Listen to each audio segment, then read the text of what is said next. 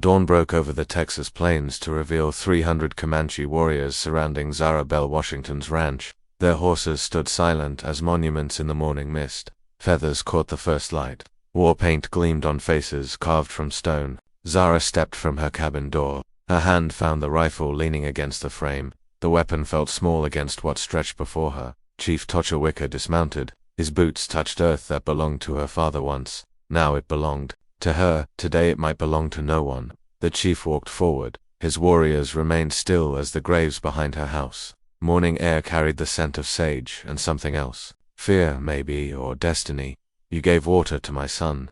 His voice carried the weight of seasons. Zara's throat tightened. Yesterday rushed back like floodwater. She had found a young warrior by her well. Blood matted his black hair. Arrow wound in his shoulder wept red onto dry earth. His lips cracked white from thirst. Every neighbor would have left him to die. Every law said she should have done the same. Instead, she had lifted his head, poured water between his lips, cleaned his wound with her own hands.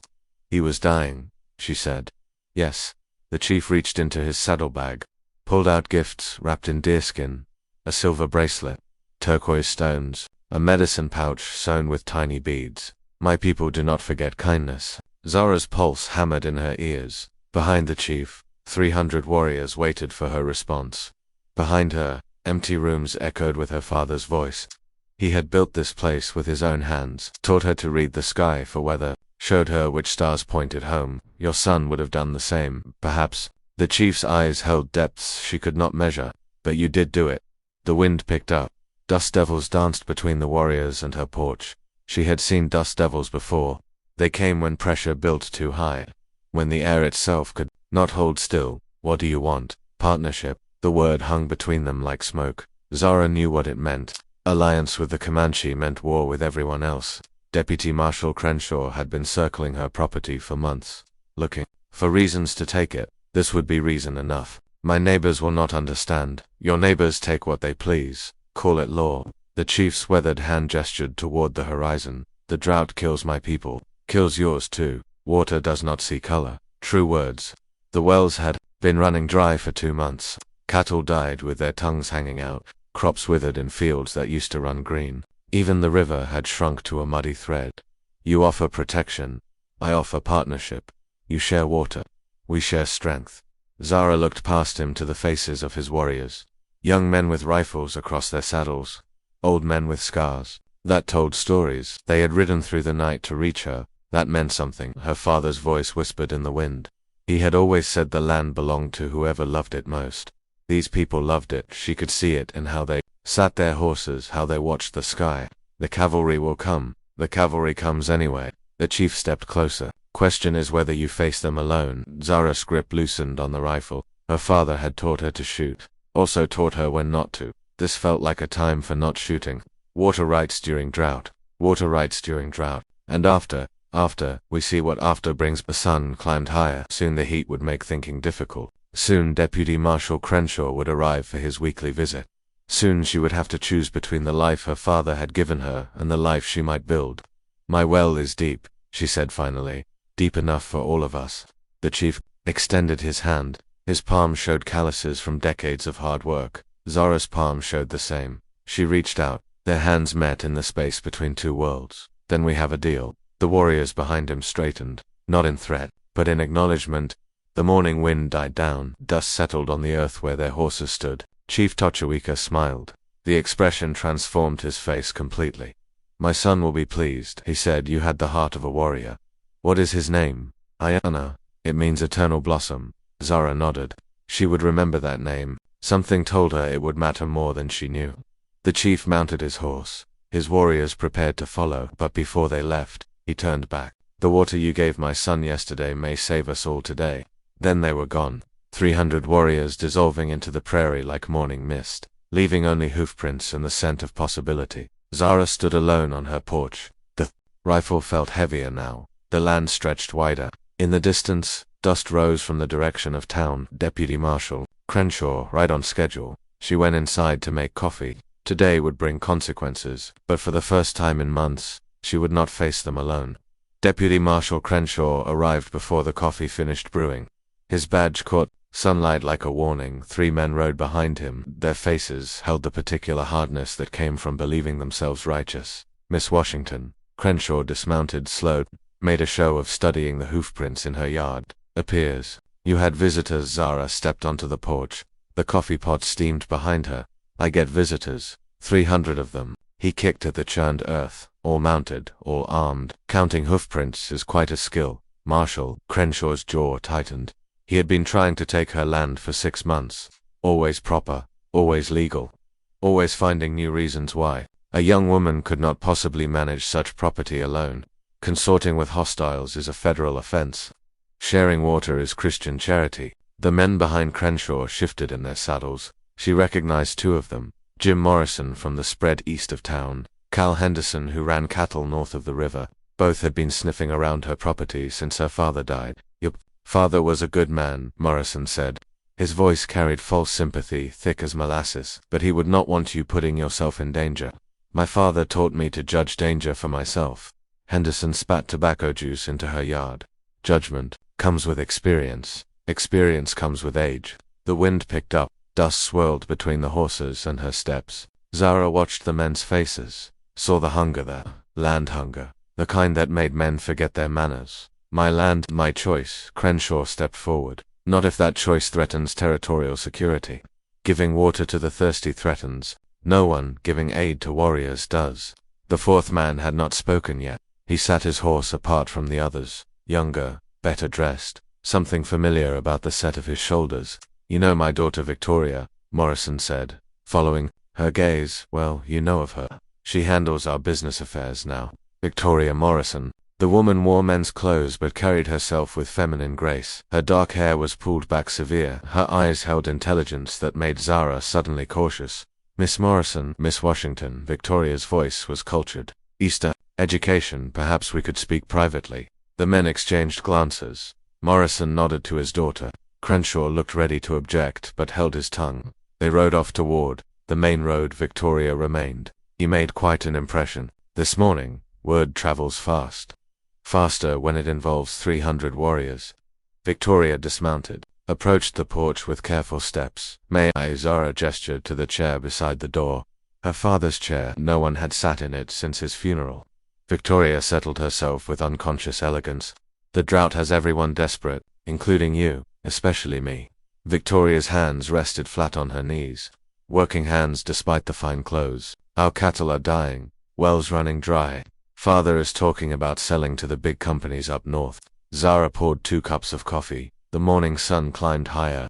Heat would be unbearable soon, but for now, the shade held cool pockets of air. What does that have to do with me? Everything. Victoria accepted the coffee with a nod. Your land sits on the deepest aquifer in the territory. Your wells are still running clean. True words. Zara's father had chosen this spot for good reason.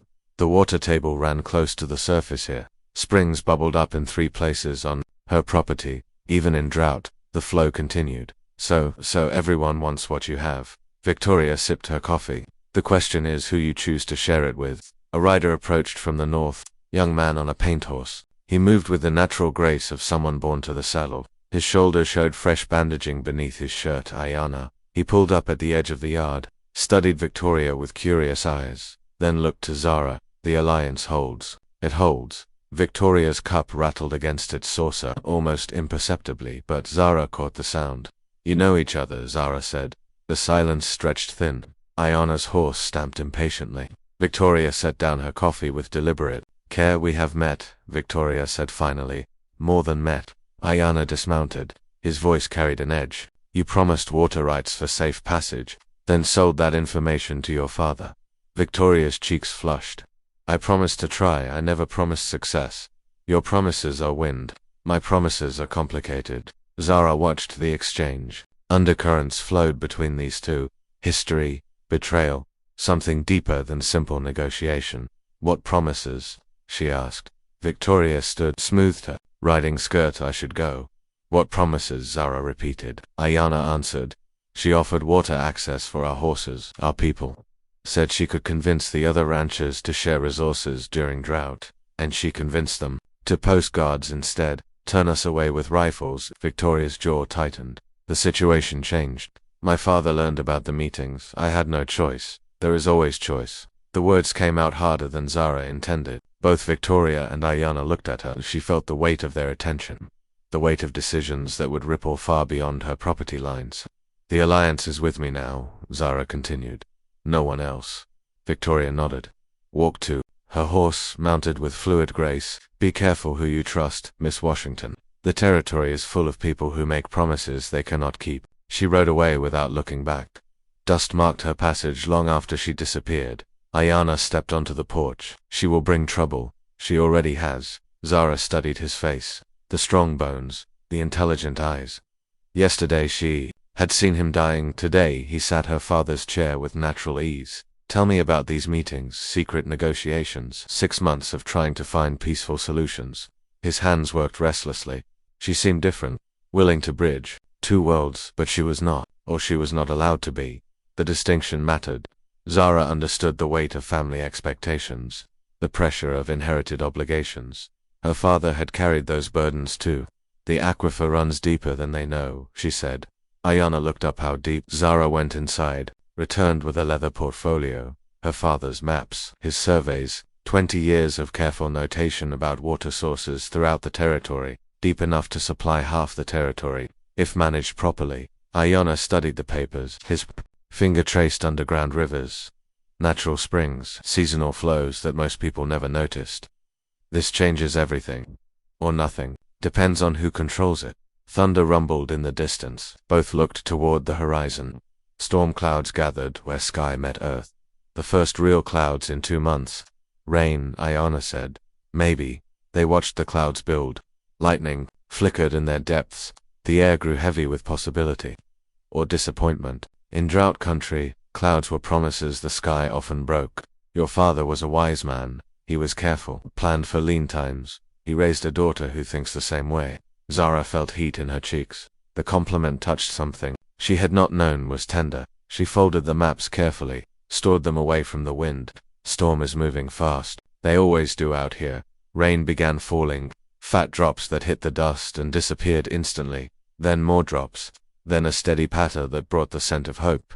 They sat together on the porch, watched water pool in the yard. The first real moisture the earth had tasted in weeks. Zara's cattle lifted their heads toward the sky. Even the horses seemed to smile. It will not be enough, Ayana said. No, but it is something. The rain fell harder, drummed on the roof, filled the silence between them with sound that spoke of renewal, of second chances, of promises the earth actually kept. Thunder rolled overhead. Lightning illuminated the clouds from within. For a moment, the whole sky blazed white. Then darkness returned. But the rain continued. The rain lasted 2 hours. Left puddles that vanished by noon. The earth drank desperate and remained thirsty. Zara and Ayana rode north 3 days later, following the river that should have been running full. Instead, they found cracked mud, scattered pools that reflected empty sky, fish bones white in the sun. River died here first, Ayana said. His horse picked careful steps across the dry bed. Zara followed on her bay mare. The silence stretched heavy between them. This was not natural drought. Rivers did not die. Way something upstream, she said. They found the first dam 2 hours later. Logs and stones piled 20 feet high. Water backed up behind the barrier in a man-made lake. The lake fed irrigation channels that ran east toward the big cattle operations. The channels ran full while the river below ran dry. Morrison's mark. Ayana pointed to brands burned into the logs. Zara dismounted, walked the length of the dam. Construction was recent, maybe 6 months old, right when the drought started getting serious. There will be more. They found 3 more dams before sunset. Each one bore different brands. Henderson, Sterling, companies she did not recognize with names that sounded Eastern. The water table was being systematically diverted, stolen. They made camp in a grove of dying cottonwoods. Ayana built a small fire. Zara shared jerky and hardtack from her saddlebags. The flames cast dancing shadows on their faces. Your father knew. Ayana said, suspected, could not prove it. Now we can prove it. Zara poked at the fire with a stick. Sparks rose toward stars that seemed distant. Proving and doing something about it are different things. What would you do? But question hung between them. She studied his face in the firelight. Strong jaw, eyes that missed nothing. He was asking about more than dams. Depends on who stands with me. My people stand with you. And after, when the water runs free again, Ayana was quiet for a long time. The fire crackled.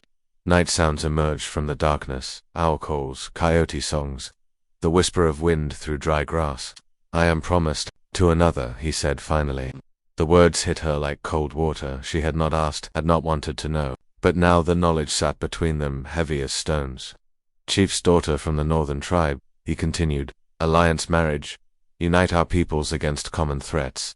Zara nodded, kept her voice steady. Makes sense, he agreed. But makes no joy. She understood. Duty was a rope that bound everyone out here. Women to their father's wishes, men to their tribe's needs, land to whoever held the strongest claim. When after the water crisis ends, one way or another, thunder rumbled in the distance.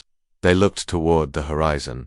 More clouds building, maybe more false promises. Tell me about her. Ayana's betrothed. He smiled without humor. Strong, beautiful, everything a chief's son should want. But she is not you. The confession struck the air between them. Zara felt her pulse quicken, felt the careful walls she had built start to crack. I am not suitable for a chief's son. You are suitable for this chief's son.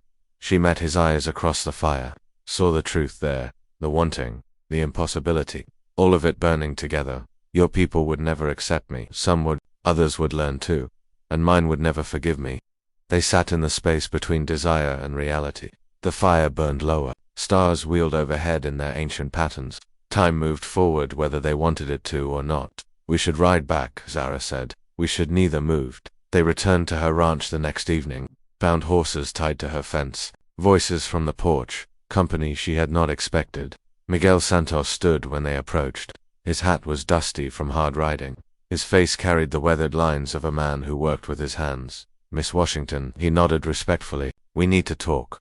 Behind him sat two other men, one white, one black. All three looked like they had been waiting for hours. About water, said the white man, and staying alive. They gathered around her kitchen table. Santos was Mexican, ran a small spread south of town. The white man was Tom Bradley, scratched out a living on 40 acres and a handful of cattle. The black man introduced himself as Moses Freeman, worked a patch of land near the territorial line. Small ranches, Santos said, getting squeezed out. Bradley nodded. Big companies, buying up land cheap, waiting for us to go broke, or die of thirst, Freeman added. Zara poured coffee, served biscuits left over from morning. The men ate with the careful gratitude of people who had missed meals recently. You heard about the alliance, she said. Heard about it. Came to ask if it extends to others. Santos leaned forward. We know you got water. We know you got protection. We got nothing but empty wells and cattle bones. What are you offering? Labor, Bradley said. Guns, if it comes to that. Whatever you need. Freeman nodded. Strength in numbers. Always has been. Ayana had remained silent through the conversation. Now he spoke. How many others? Dozen families. Maybe more. Santos counted on his fingers. All small operations. All hanging on by threads. All getting pressured to sell, Bradley added. Zara considered. A dozen families meant 50 or 60 people, including children, all depending on decisions she made at this table. The pressure comes from where? Banks mostly, calling in loans early, raising interest rates. Freeman's hands worked restlessly. Also accidents, cattle disappearing, wells getting fouled with strange substances. Legal pressure too, Santos said. New regulations, fees for everything, inspections that find problems where none existed before. Ayana caught Zara's eye. She saw understanding pass between them. This was bigger than drought, bigger than water rights. Someone was clearing the territory of small landowners, consolidating power. Give me 3 days, Zara said. The men exchanged glances. Santos nodded for all of them. 3 days. Then we have to make other choices. They rode away in the gathering darkness. Zara and Ayana stood on the porch, watched their dust settle in the still air. Victoria was right about one thing, Ayana said. What? This is complicated. The next morning brought Victoria herself. She arrived alone, rode directly to the porch without hesitation, dismounted with a fluid grace that marked her every movement. I need to tell you something, she said without preamble. Zara was feeding chickens, scattered grain with steady rhythm. Then tell it. I have been working with Marshal Crenshaw. The grain stopped falling. Zara's hand froze in the bag. Passing information. About your activities. About the alliance. Zara turned slowly. Victoria stood with her hands clasped behind her back. Her face was pale but determined. Why? Because I thought I was protecting people, preventing war. Victoria's voice carried the weight of sleepless nights. Because I was a fool. And now I know Crenshaw is not interested in preventing anything. He is interested in controlling everything. Victoria reached into her saddlebag, pulled out a leather folder. These are his real orders. Not territorial security. Land acquisition. For specific companies.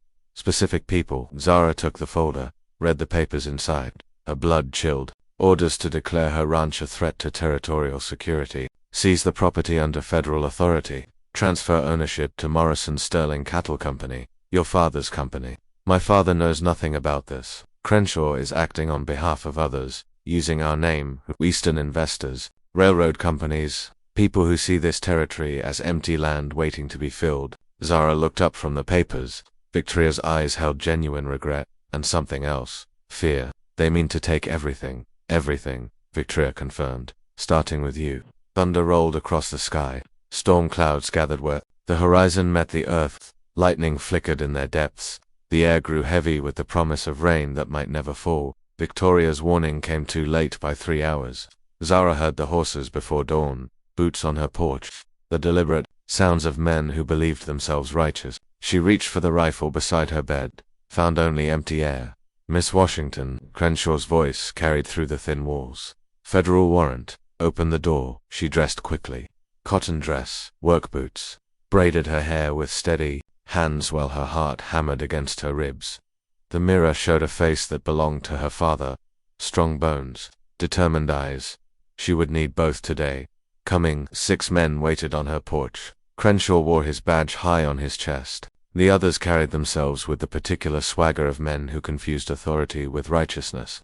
Her rifle leaned against the wall, too far to reach. Zara Bell Washington. You are under arrest for providing aid to hostile forces. What aid? Crenshaw produced papers from his vest pocket. Water, shelter, information regarding territorial defenses. I gave water to a dying man.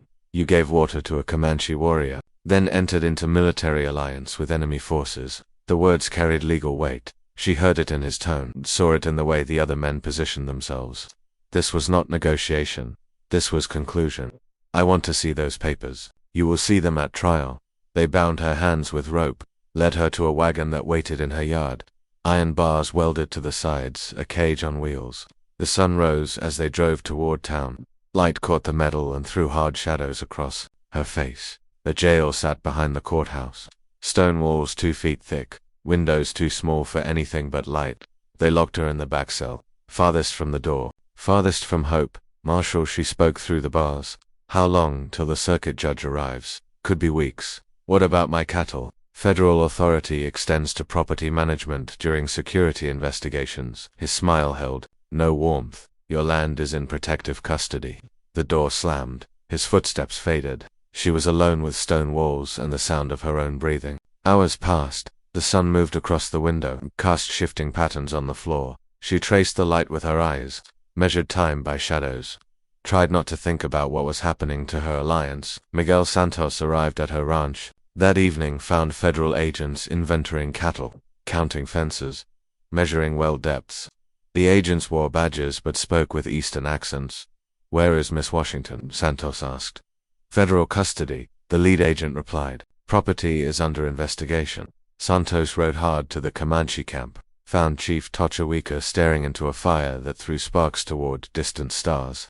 The chief's face was carved from stone. His eyes held a particular stillness that came before storms. They took her, Santos said. I know. What do we do? The chief was quiet for a long time. Warriors gathered around the fire, their faces painted with shadows and flame. The night air carried the scent of sage and something else. Violence, maybe, or justice. My son rides to gather the other tribes. This alliance was bigger than one woman. The chief's voice carried weight accumulated over decades, but she was the heart of it. And now we see if the heart can survive without the body. Ayana received the news at the northern camp. Chief Mop's daughter, Ayana's intended bride, delivered the message herself. She was beautiful in the way that made men write songs, strong in the way that made fathers proud.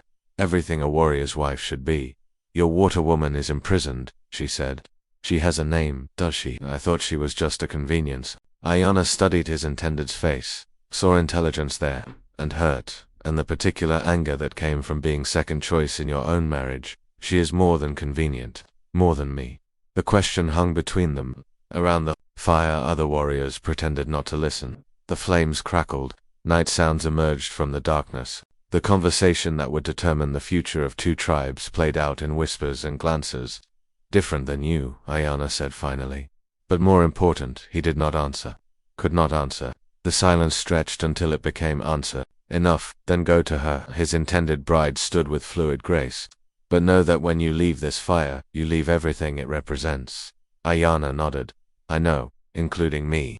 Including you. She walked away without looking back. Her footsteps faded into the darkness. Around the fire, warriors avoided his eyes. Some relationships could not be repaired once broken. Some choices could not be undone. Moses Freeman brought word to the small ranchers. They gathered in Tom Bradley's barn. 12 families represented, 43 people counting children, all hanging on by threads that were fraying fast. They got her, Freeman said. Property is seized. Alliance is broken. What about the water? Bradley asked. What about it?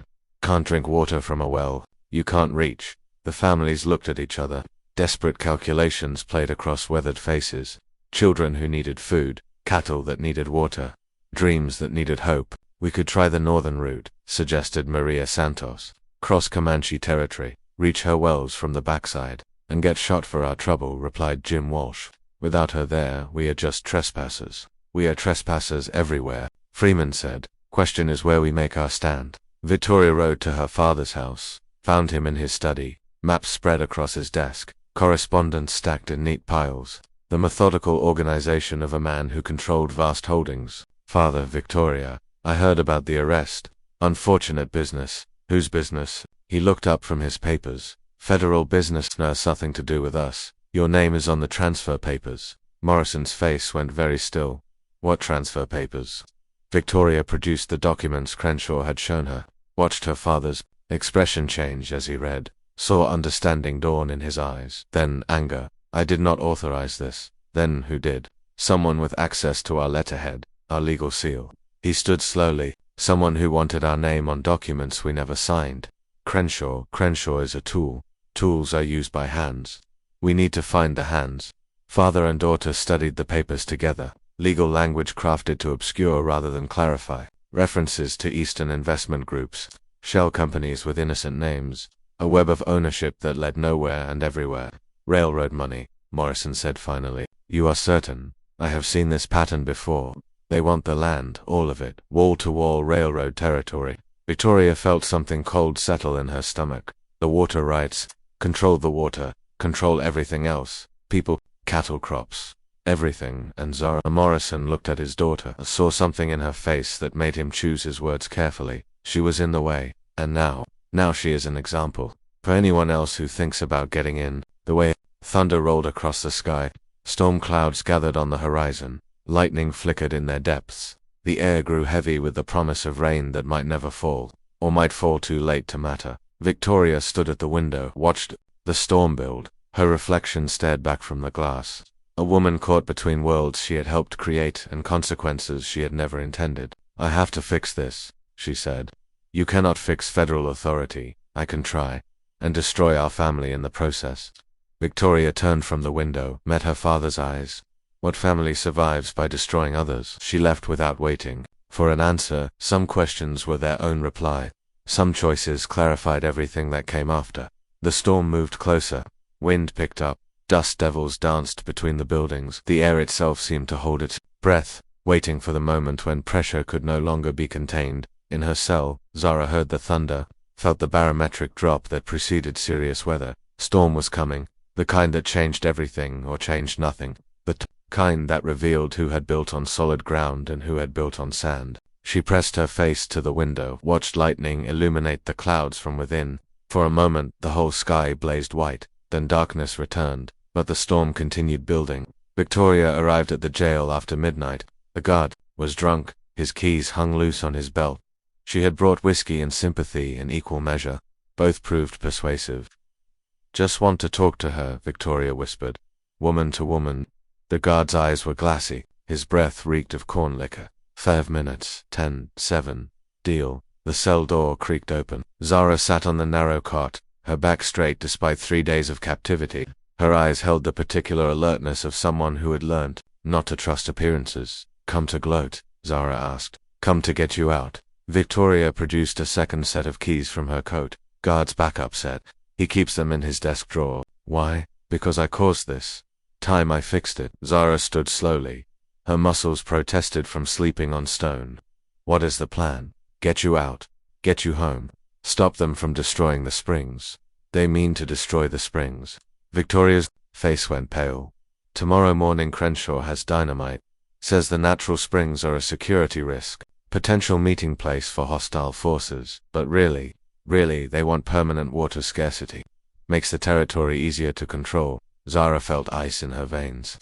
Without the springs, her wells would run dry within weeks. The entire aquifer would shift. Everything her father had built would die. How much time? Dawn, maybe 6 hours. They moved through the jail silently. The drunk guard snored at his desk. His whiskey bottle stood empty beside a plate of half-eaten beans. Victoria's plan had worked perfectly. Outside, horses waited in the alley. Victoria had thought of everything. Food, water, weapons, the methodical preparation of someone who understood that failure meant death. Where do we go? Zara asked. Your ranch first. Gather what we can, then north to find Aina. They rode. Hard through the darkness, stars wheeled overhead in their ancient patterns. The land stretched empty around them, to women alone in territory that belonged to whoever could hold it. Zara's ranch looked different in moonlight. Federal agents had left their mark everywhere. Broken fences, scattered equipment, cattle wandering loose without direction. The house stood empty, windows dark, dreams interrupted. They were thorough. Victoria said Zara dismounted at her father's workshop. Found his tools scattered but intact. She gathered what she needed. Surveying equipment, water testing supplies. The leather portfolio containing his maps. What are you thinking? Victoria asked. Thinking we need help. More help than just us. The alliance is broken. Maybe not. They found Aina. 2 hours before dawn, he sat alone by a dying fire. His horse grazed nearby. He had been waiting. Somehow he had known they would come. You found her, he said. She found herself. I just opened the door. Aina stood. His face was carved. From shadow and firelight, the tribal council is split. Half want to honor the alliance. Half want to pull back, wait for better times. There may not be better times, Zara said. She showed him the maps. Explained about the dynamite, the plan to destroy the springs. His face grew darker with each revelation. They mean to break the aquifer permanently. Control it. Channel what remains through their systems. And the people who depend on it. Find other places to live. Or die trying. Aina studied the maps by firelight. His finger traced underground rivers. Natural springs. The delicate network that kept the territory alive. There are 3 springheads, he said. 3 sites they have to hit simultaneously. Otherwise water just reroutes through the remaining channels. 3 teams. Exactly. Victoria leaned forward. I can reach the Morrison holdings. Convince my father's men to help protect the eastern springs. And I can gather the small ranches, Zara added. They have everything to lose if this succeeds. That leaves the main springs. On your property, Aina met her eyes.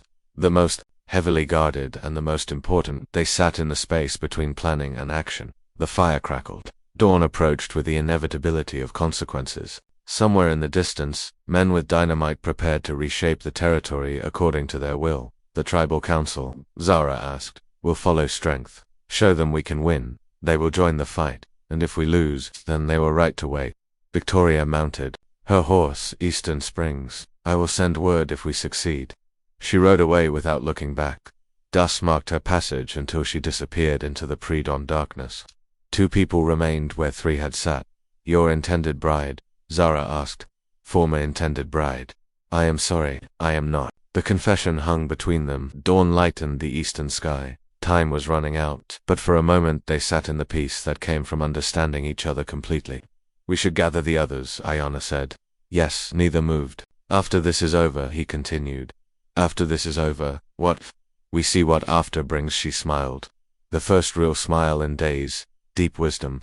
Or deep hope. They rode to Bradley's ranch, found the small ranchers already gathering. Word had spread through the network of desperate people. Moses Freeman had brought his family. Miguel Santos had brought his sons. Tom Bradley had brought anyone who could. Hold a rifle. 12 families, Santos reported. 43 people total, counting children.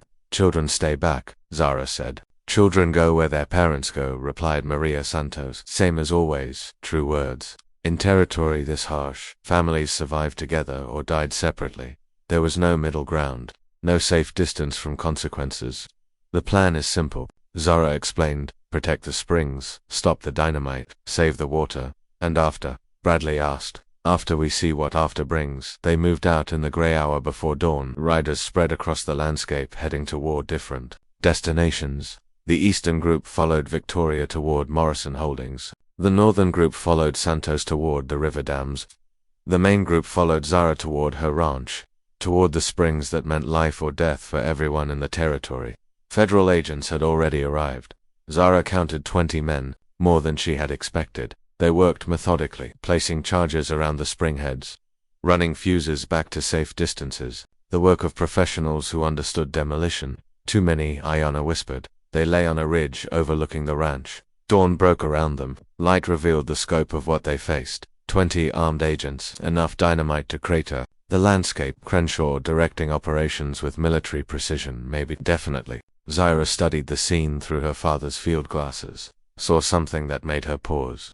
The agents were focused on the mainsprings, but there was another water source, hidden her father's emergency well, dug in secret during the dry years. There, she pointed, behind the house. If we can reach it. And do what? Flood the charges. Water and dynamite do not play well together, Ayanna considered. Risky. Everything is risky now. They worked their way down the ridge, used the morning shadows for cover, reached a barn without being seen. The emergency well was 50 yards away, across open ground, under the eyes of 20 federal agents. I go alone, Zara said.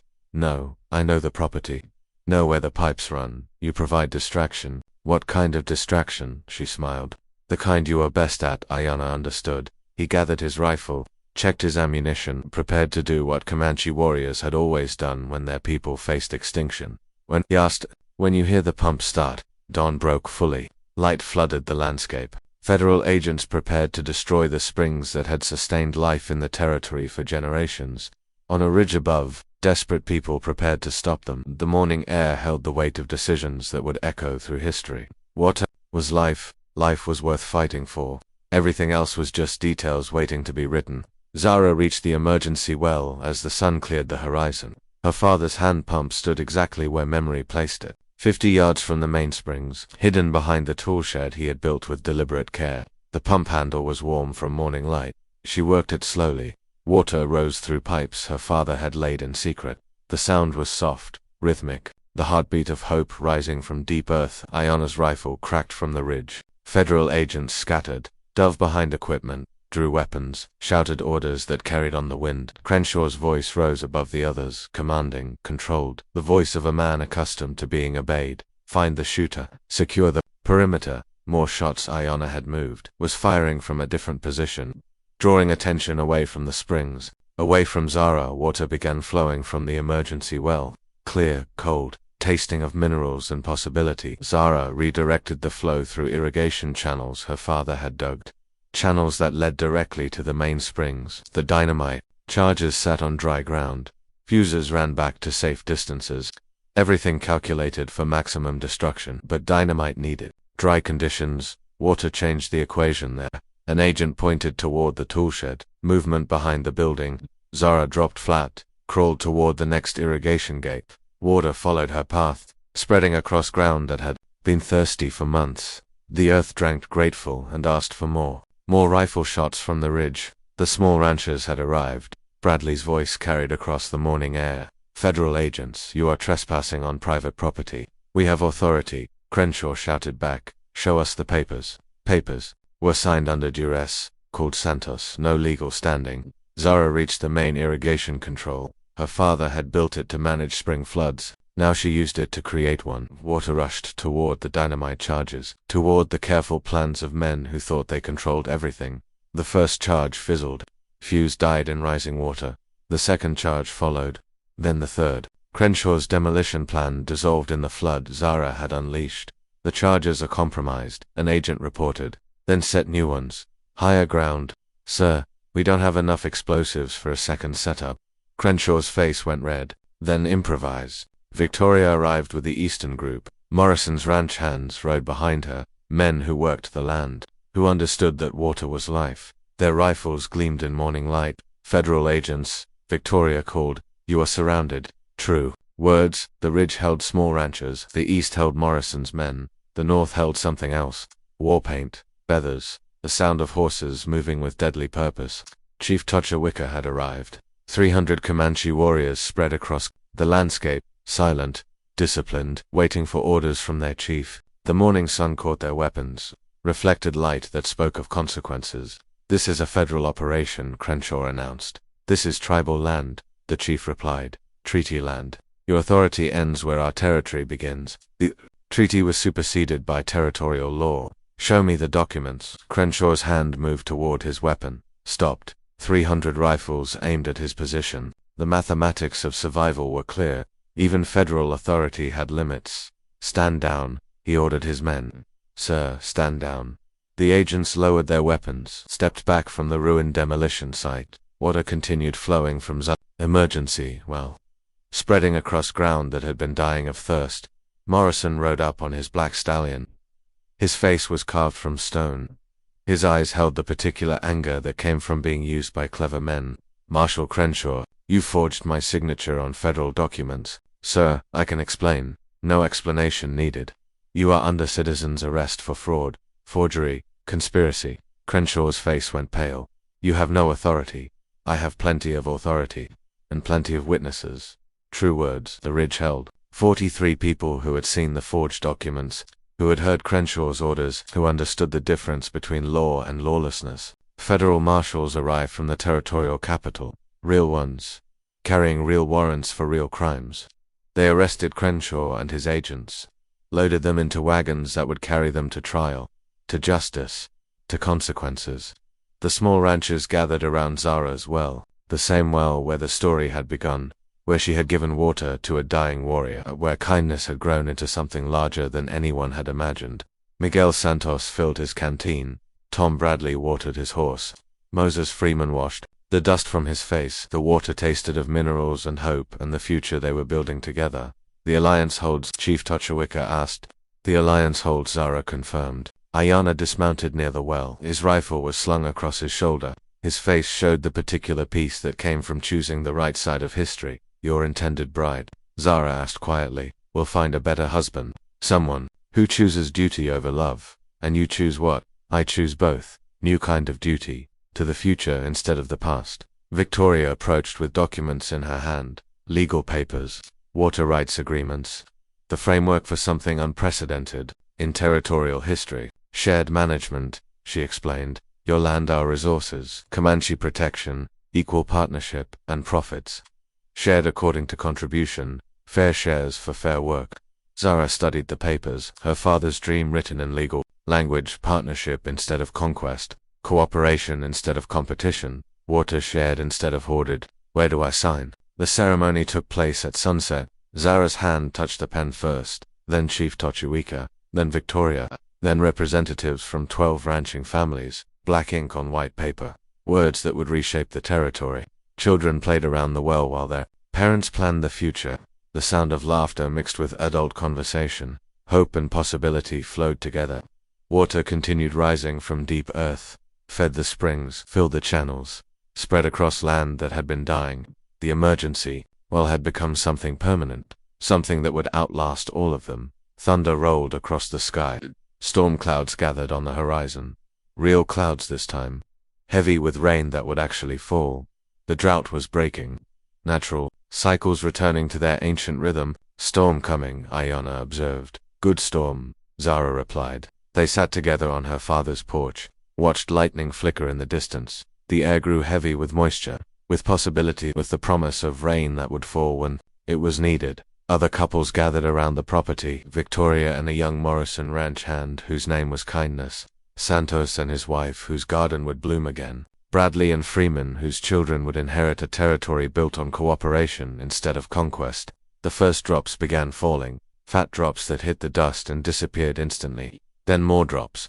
Then a steady rain that brought the scent of renewal, of second chances, of promises the earth intended to keep. Your father would be proud, Ayana said. He would be surprised. He dreamed smaller than this. Smaller dreams are easier to achieve. Bigger dreams are worth achieving. Rain fell. Harder, drummed on the roof, filled the silence between them with sound that spoke of continuation, of stories that grew beyond their beginnings, of water that connected all living things.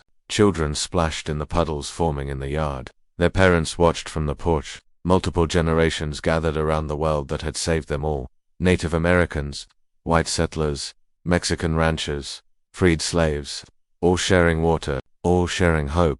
The story had come full circle. Kindness had grown into alliance. Alliance had grown into community. Community had grown into something unprecedented in the territory's history. Water continued flowing from the well, would continue flowing long after all of them were gone.